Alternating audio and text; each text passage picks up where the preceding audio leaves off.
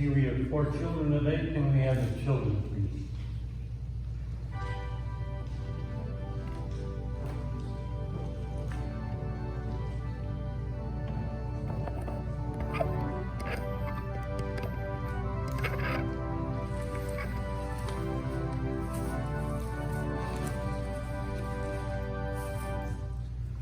Okay. Can you sit together a little closer here? Well.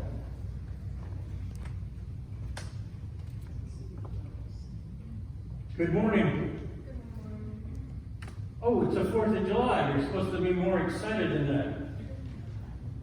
Okay. What's happening this afternoon, this evening? Fireworks. Are you looking forward to that? What's so exciting about fireworks? They're pretty. What else?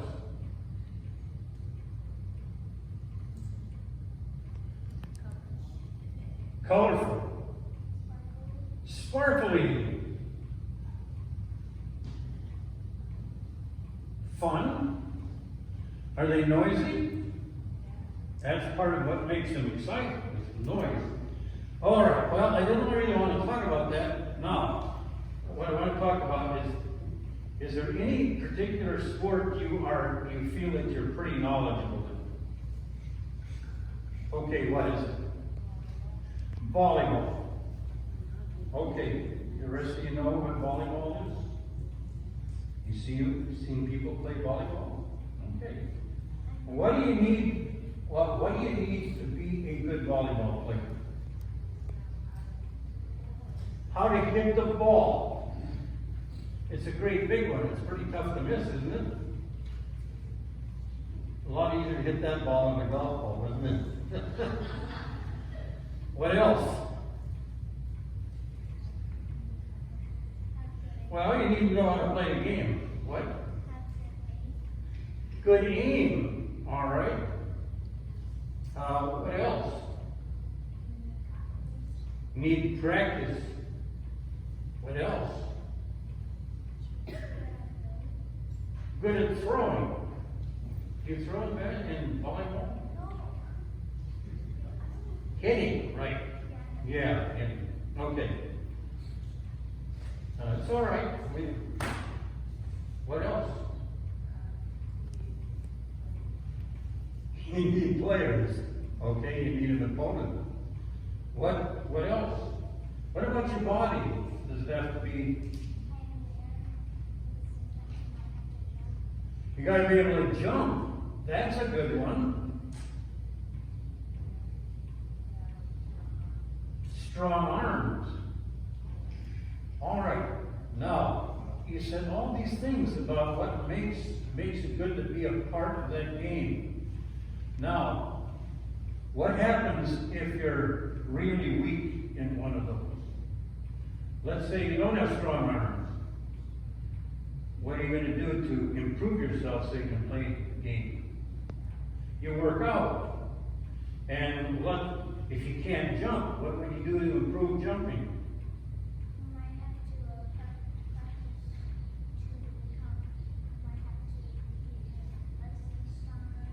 Okay, you have to strengthen your legs. Yeah, you can't jump if you've got weak legs, right? So, if you want to do something and you want to do it well, no matter what it is, there's a number of things that go into making it good. And if you're weak in any one of those, it hurts the total performance, doesn't it? If you're not too smart and you don't know where to run for the ball, you're not going to be able to hit it. What about if you're too short? Can you be too short to play volleyball? Well, you can't improve on that. You've got to strengthen your legs so you can jump. Okay, whatever you need to be a part of a game and play it well, you need to have all these abilities. And you're only as good as the weakest one. Because if you're really weak in one of them, it will hurt the whole game on it. Okay, that's the lesson for today. It ties into the sermon. So give them a hand, please.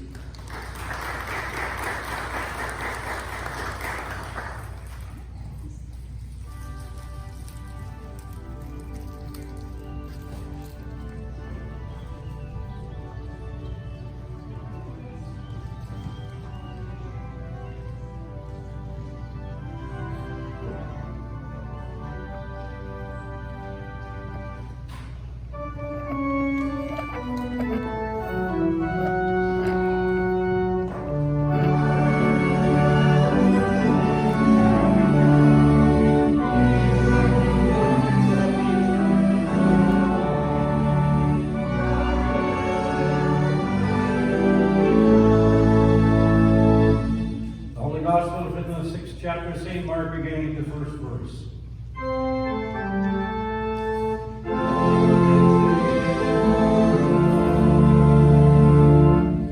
Jesus came to his hometown, and his disciples followed him. On the Sabbath, he began to teach in the synagogue, and many who heard him were astounded. They said, "Where did this man get all this? What is the wisdom that has been given to him? What deeds of power are being done by his hands? Is not this the carpenter, the son of Mary, the brother of James and John, and Judas and Simon? Are not his sisters here with us?" And then they took offense at him.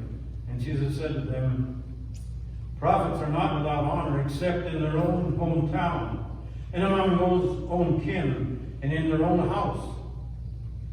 And he could do no deed of power there except that he laid his hands on a few sick people and cured them. And he was amazed at their unbelief. Then he went out among the village teaching. He called the 12 and began to send them out 2 by 2, and he gave them authority over the unclean spirits. He ordered them to take nothing for their journey except a staff, no bread, no bag, no money in their net belts, to wear sandals and not to put on 2 tunics. He said to them, "Wherever you enter a house, stay there until you leave the place. If any place will not welcome you and they refuse to hear you, as you leave, shake off the dust that is on your feet as a testimony against them." So they went out and they proclaimed all that should repent. They cast out many demons and anointed with oil many who were sick and cured them. Here ends the gospel for the day.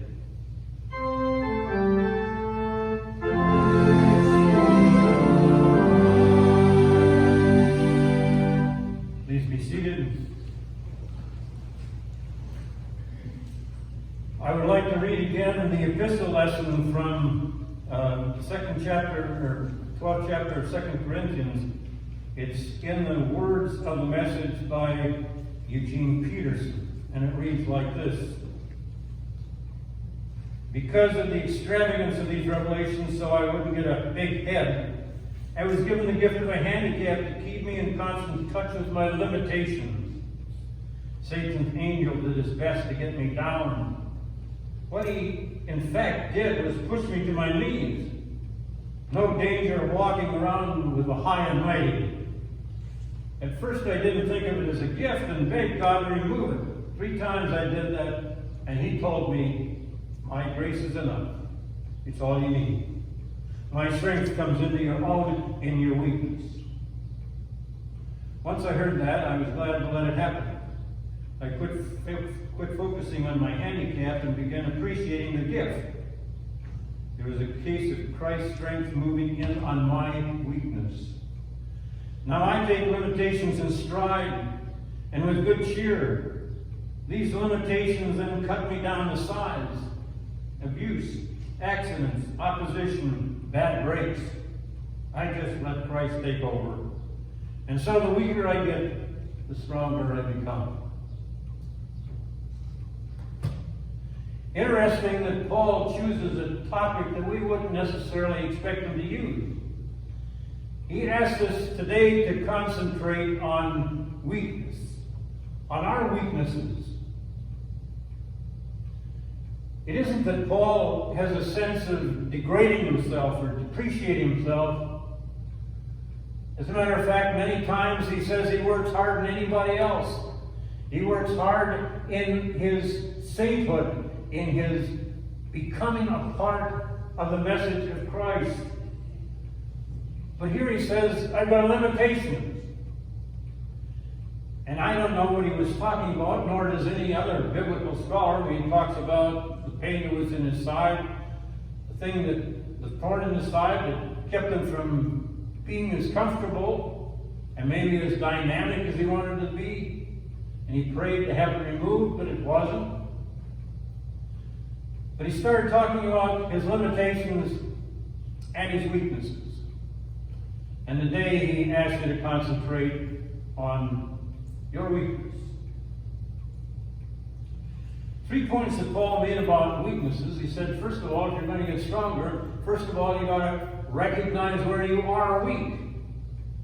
Unless there is an evaluation of all in what goes into being what you want to be, you have to not only consider your strength, but probably even more so your weaknesses. Secondly, he said nothing really can happen until you start admitting them. That's the whole message of all the anonymous groups, whether it's Alcoholics Anonymous or Gambling Anonymous. You have to understand that at some point that you aren't in control of these things that you're really bad at, that you're weak at, that you need some strength, that you need to plug those holes. And the third thing that Paul says is that you can take your weaknesses and turn them into strength with God's help. Our witness. So in your life, it's important not only to consider your strengths, but to consider your weaknesses. Probably even more important. As I was trying to demonstrate in the children's service, athletes or athletic teams probably are able to understand this concept better than any other group. Because when you're studying about how to play games and how to play them with opponents, it is very, very important not only to know your weaknesses, your shortcomings, but also your opponents. Because the game plan is totally built on the strengths and weaknesses of both sides. In the sport that I like, golf, it doesn't matter if you can hit a ball 360 yards on the driver. If you can't putt, you're still not going to score. And if you can't putt, you better not be spending 3 hours in the driving range, you spend it on the putting green. And if you're a tennis player and you've got a great forehand but have no backhand, you better strengthen that backhand or your opponent is going to know that, and that's where most of the balls are going to be going. In 1969, in the Super Bowl, there was a team that nobody expected to be there. They were part of the new American Football League. And they were going to face the powerful Baltimore Colts, Johnny Unitas. Nobody gave New York any chance to win. But what had happened that year is the Jets developed one of the best quarterbacks in the history of football. His name was Joe Namath. Broadway Joe. He was really a character, fun to watch. And he bragged about the fact that they were going to win the Super Bowl that year. One of the greatest passers, but Joe Namath had one weakness. He had knees that if anybody hit them really hard, he was out of the game. One of the things that the New York Jet coach did was develop one of the strongest offensive lines in football. Only need a couple of good receivers, and Joe can throw it any place. But we've got to protect him. We've got to keep him in the pocket, because he starts running.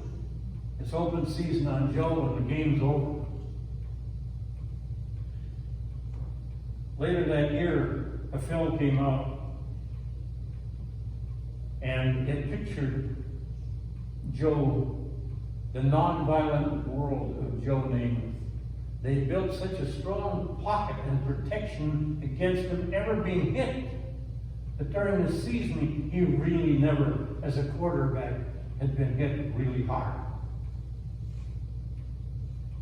And to everybody's surprise, the Jets that year won the Super Bowl.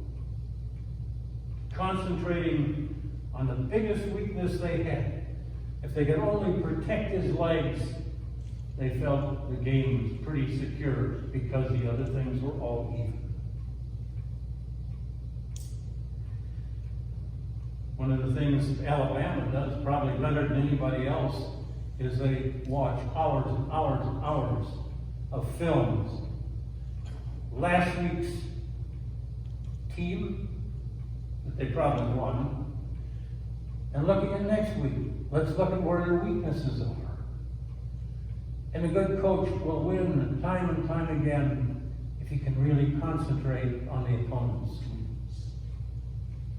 And so if you come in Alabama with a real weakness, you better know it's covered. So then we transfer into our Christian lives, which Paul does. And he said if you're going to have a strong spiritual life, there's going to be certain things you're going to have to do to really make it powerful. There's going to be worship. There's going to be prayer. There's going to be Christian service. And stewardship of life. And if you become weak in any one of these areas, the whole spiritual thing kind of drifts away. It gets weaker.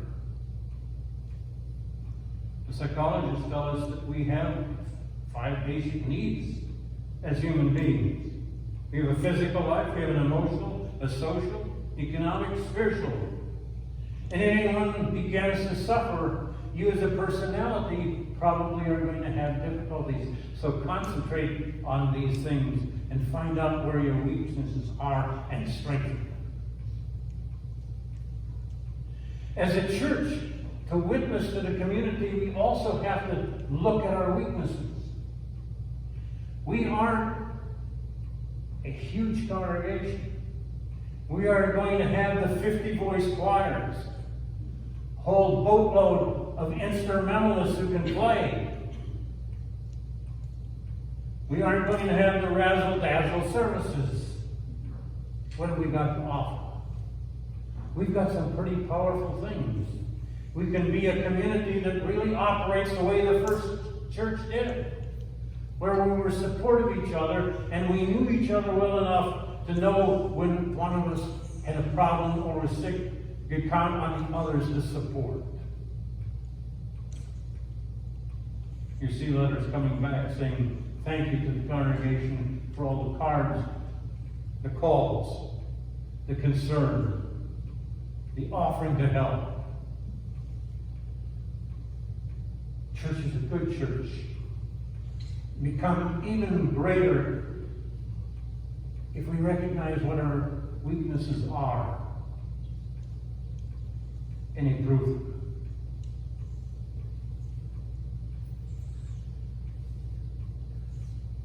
I have to say something about Independence Day. This is the 4th of July. And for the most part, most of us will be celebrating some way today. But I think in this either-or society, where it's one way or the other and no middle ground, there will be 2 ways of celebrating.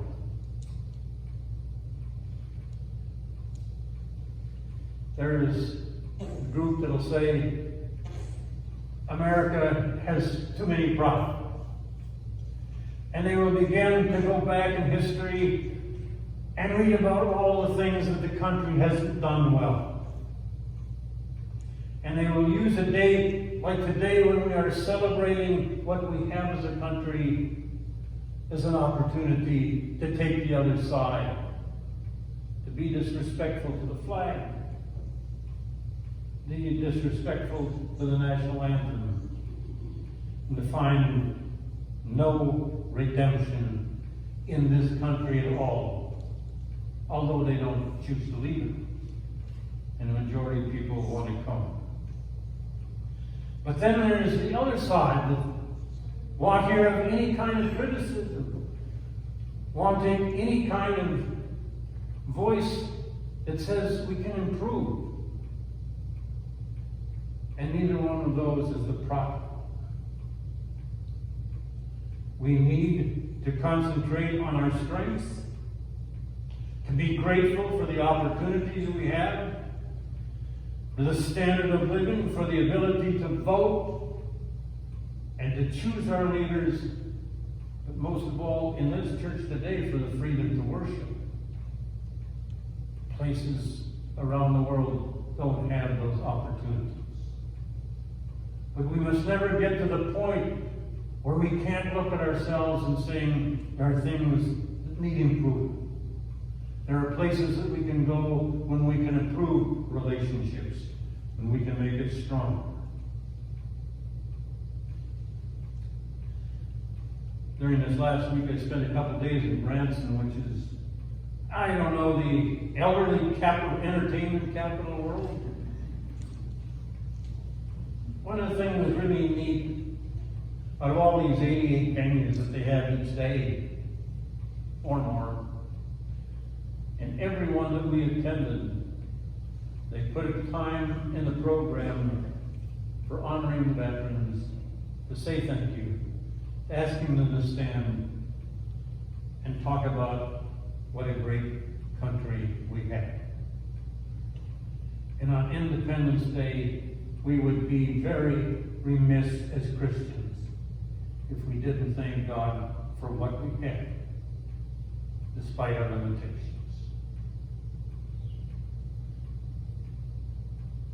We have to concentrate on our strengths. But Paul says today, also look at your weaknesses and improve them.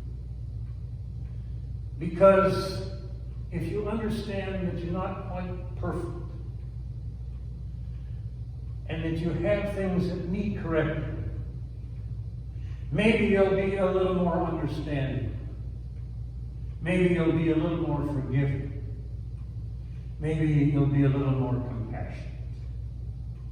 Maybe you'll really understand that these weaknesses you have can be turned into the grace of God for strength.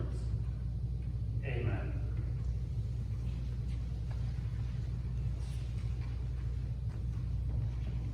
Sermon hymn, Break Now the Bread of Life, 5:15. Stand as you are able. 5:15.